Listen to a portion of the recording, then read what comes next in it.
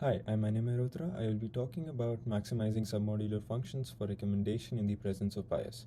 This is joint work with Professor Nishit Vishnoi at Yale University. Subset selection arises in many applications, including recommendation and search.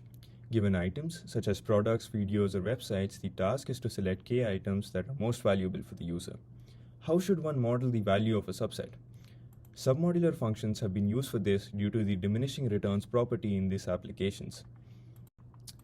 To see examples of submodular functions, suppose there are m attributes. Each item I generates a value wij for a user looking for items with attribute j. The following functions have been used for music recommendations and web search.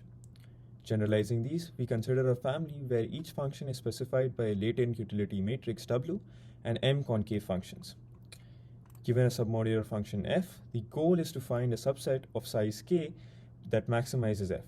This approach, however, relies on the assumption that the latent utilities are known, as they are required to evaluate f.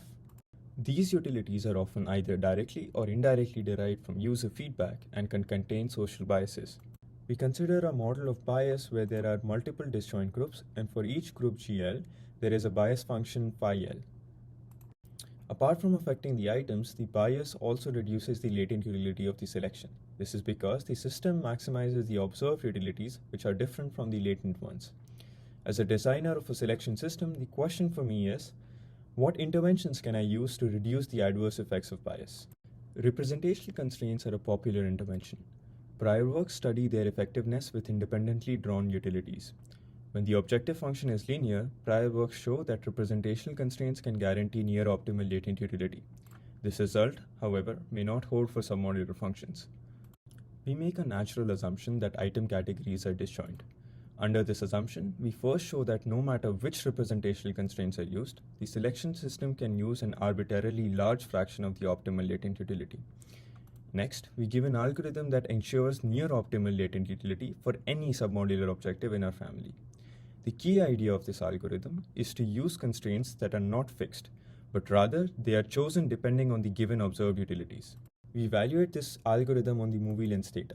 The predicted relevance scores in this data are biased. They are disproportionately higher for movies led by male actors in stereotypically male genres such as action and war. In contrast, the user ratings in the data do not display this bias.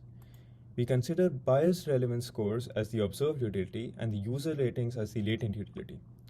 We observe that our algorithm outperforms the baselines on half of the evaluations and has a comparable performance on the rest.